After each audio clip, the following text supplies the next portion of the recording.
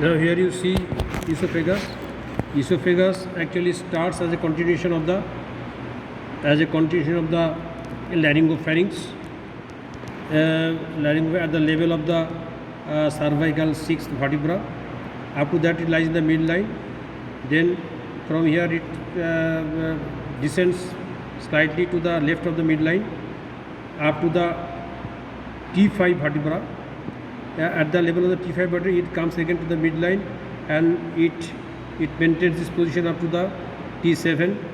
From there it again takes left turn and it enters the diaphragm at the level of the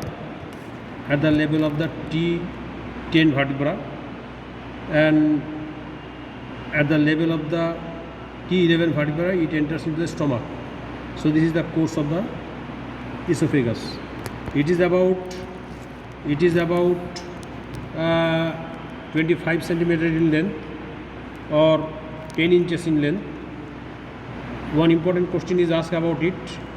There are 3 constrictions along the course of this esophagus, and its level, from the level of the incisor teeth, you may be asked the level.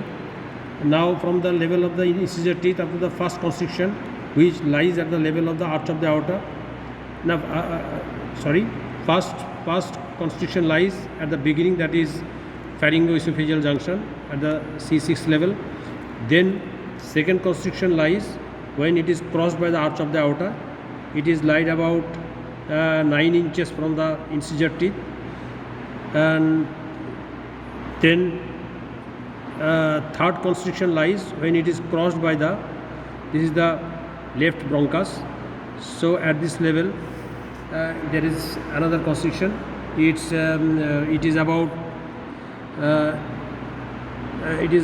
11 inches from the incisor teeth, and last constriction lies at the level of the diaphragm, where it is piercing the diaphragm. That is about 16 inches from the incisor teeth. So these are the constriction and the distance from the incisor teeth.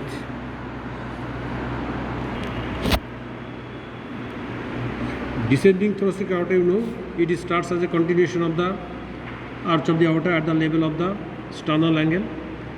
At the upper part it lies to the left of the midline, and in the lower part it comes to the level of the midline, and it gives up branches. That is this is the bronchus, the bronchial branches. It gives up 3 bronchial branches, 1 branches for the right bronchus and 2 branches for the left bronchus. Then it gives off intercostal, posterior intercostal arteries.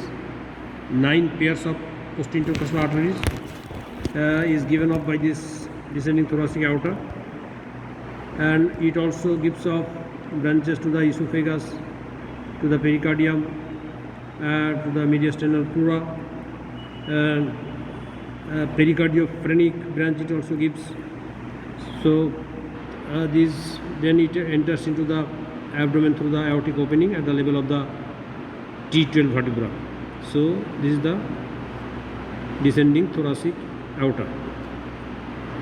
Sympathetic chain starts from the base of the skull, and it ends at the level of the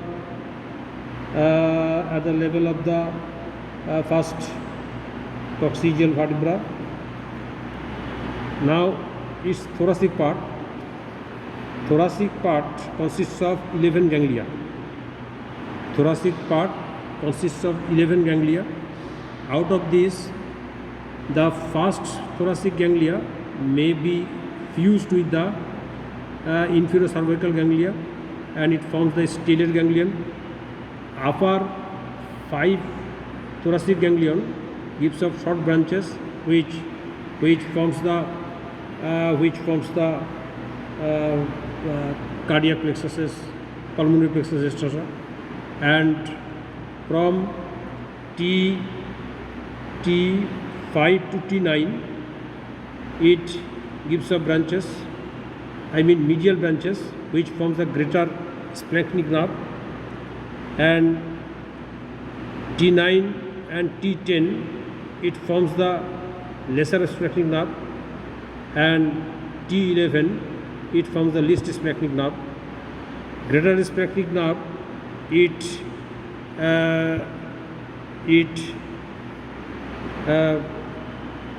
gives branches to the suprarenal gland, and it forms the and it gives branch to the celiac ganglion and aortico-renal ganglion.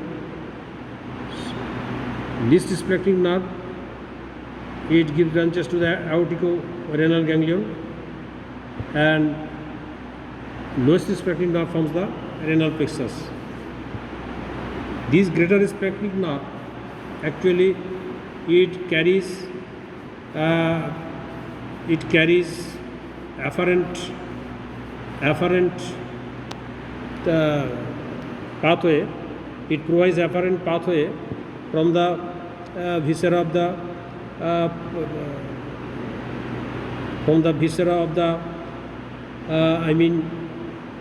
the foreguard viscera. Actually the sensation of the foreguard is carried through the this pathway, and that's why we feel the pain at the lower part of the chest and in the epigastrium. The least splanchnic nerve it carries lesser splanchnic nerve it carries this afferent pathway from the midgut, and we generally feel pain at the level of the umbilical region. Lowest splanchnic nerve it carries sensation from the kidney and upper ureter, and we feel pain around the hypogastrium and subcostal region. So these are the splanchnic nerves.